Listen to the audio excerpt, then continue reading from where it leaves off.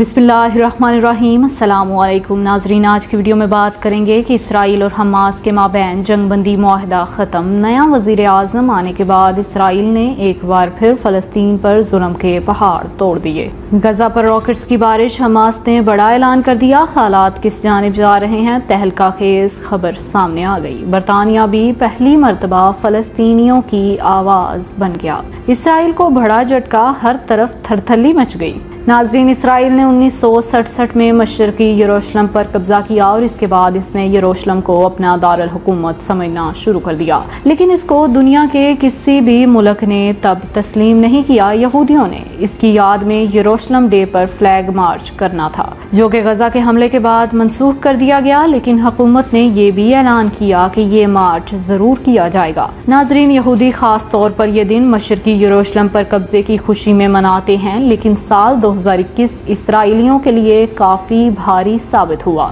Hamas जिस flag march के बारे में इसराइल को खबरदार कर रहा था वो तो हो गया, लेकिन अब हमास की जानिब से भी ऐसा पैगाम मसूल हुआ कि जिसके बाद इसराइल ने अपनी तमाम अफवाज को हाई अलर्ट कर दिया और 21 मई को होने वाली जंगबंदी के मुआहदे की खिलाफ वर्जी करते हुए एक बार फिर बमबारी शुरू कर दी। इसराइल की इस बर्बरियत को देखते हुए बरतानिया भी मैदान में आ गया और एक बड़ा ऐलान कर दिया। ताहम इसकी तफसील आज की इस वीडियो में हम आपको बताएंगे। यहाँ आपको बताते चलें कि गुज़श्ता माह इसराइल की पट्टी पर तबाहकुन बमबारी के नतीजे में 66 कमसुन बच्चों समेत 54 फलस्तीनी शहीद हो गए थे।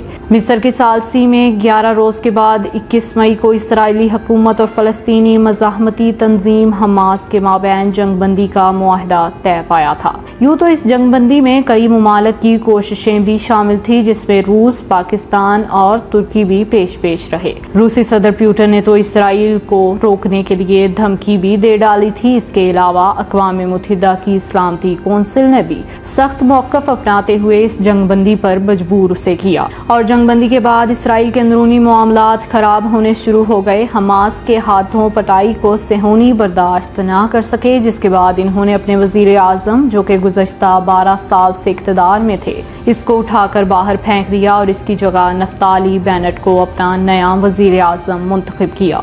नफ्ताली बेनेट की हुकूमत चूँकि एक कमज़ोर इत्तेहाद पर बनी है और इसे सिर्फ एक वोट की बरतरी हासिल है, इस हुकूमत में एक मुसलमान जमात भी शामिल है। ताहम ये कहा जा रहा है कि फ़लस्तीन पर इसराइली जारहियत में कमी देखी जाएगी, मगर ऐसा कुछ नहीं हुआ, बल्कि नए वज़ीर आज़म ने जंगबंदी के मुआहदे की खिलाफ वर्जी करते हुए गजा पर एक बार फिर बमबारी शुरू कर दी। जी हाँ नाज़रीन, दहशतगर्द रियासत इसराइल ने जंगबंदी के खिलाफ वर्जी करते हुए गजा की पट्टी पर फ़ज़ाई हमले शुरू कर दिए। तफसीलात के मुताबिक इसराइल ने फ़लस्तीन के साथ गुज़श्ता 21 मई की जंगबंदी की खिलाफ वर्जी करते हुए एक बार फिर जंगी तैयारों से गजा की पट्टी पर मुतअद्दिद हमले किए। गैर मुल्की खबर रसा अदारे AP के मुताबिक गुज़श्ता माह होने वाली जंगबंदी के बाद पहली मरतबा ये है कि इसराइल ने एक बार फिर फ़लस्तीन पर जंगी तैयारों से हमले शुरू किए हों। ख्याल रहे कि गुज़श्ता माह 10 से 21 मई तक इसराइली हमलों में 66 बच्चों समेत 248 शहीद और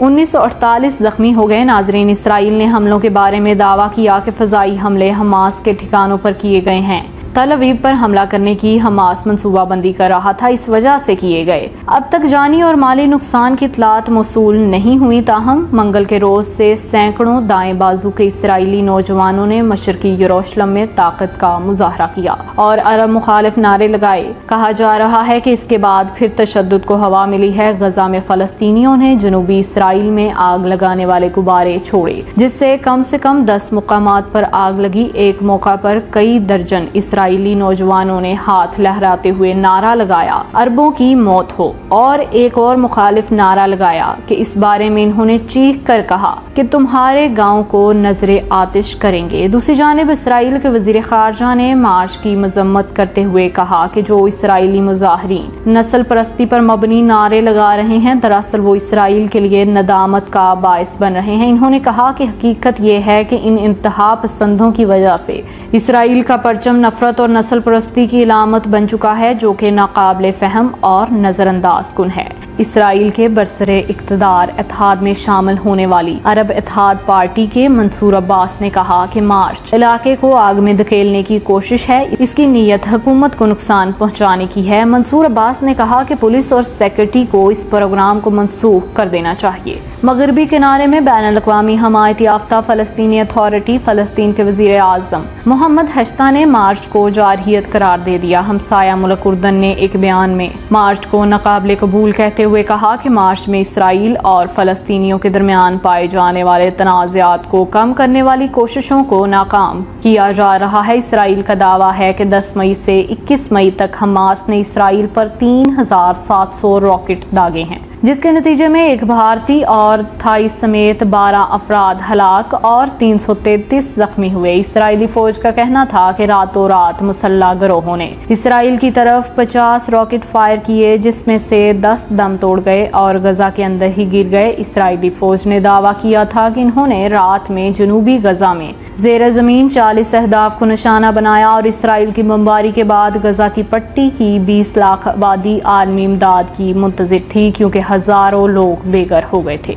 नाजरीन, झड़पों का आगाज़ इस वक्त हुआ जब मकबूजा बैतुल मुक़द्दस में वाक़या मस्जिद अक्सा से मुतसल रमज़ान के महीने में आखिरी इशरे में नमाजियों पर हमला करके उन्हें तशद्दुद का निशाना बनाया गया। इसके बाद ये यरूशलेम के शेख जरा में फ़लस्तीनी ख़ानदानों को घरों से जबरी तौर पर बेदखल करने का वाक़या भी पेश आया। अक़वाम मुत्तहिदा का कहना था कि तकरीबन 72,000 शहरी अपने घरों से निकल कर अक़वाम मुत्तहिदा के ज़ेर इंतज़ाम स्कूलों और दीगर सरकारी इमारतों में पनाह लेने पर मजबूर हो गए थे। फ़लस्तीन के मरकज़ इत्तलात का कहना था कि हदरून के करीब एक फ़लस्तीनी खातून को गोली मारकर शहीद किया गया था, जिसके बाद से 10 मई से लेकर अब तक मगरबी किनारे पर शहीद होने वालों की तादाद 25 हो गई है। यहाँ आपको सबसे अहम खबर देते चलें कि बरतानिया ने मकबूजा बैतुल मुक़द्दस के बारे में अहम ऐलान करते हुए इसे मकबूजा इलाका करार दे दिया। इसके बाद इसराइल में शदीद खलबली मचना शुरू हो गई और इसने हर तरफ हाथ पांव मारना शुरू कर दिए हैं। तफसीलात के मुताबिक बरतानिया ने चुपके से बैतुल मुक़द्दस को मकबूजा इलाका करार दे दिया, जिस पर सेहूनी रियासत ने बरतानिया से सख्त एहतजाज का मुजाहरा किया।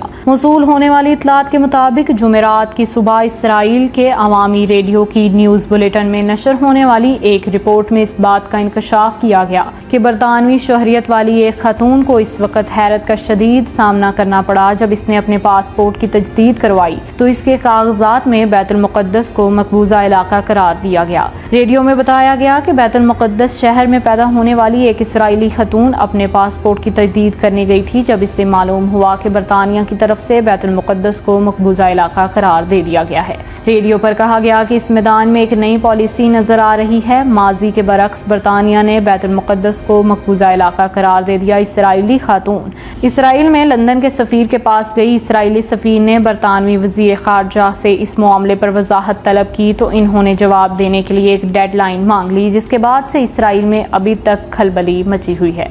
नाजरीन, ये थी आज की पूरी खबर। इस हवाले से अब आप क्या कहते हैं कमेंट सेक्शन में अपनी राय का इजहार ज़रूर कीजिएगा। अब तक के लिए इतना ही। जज़ाकल्लाह।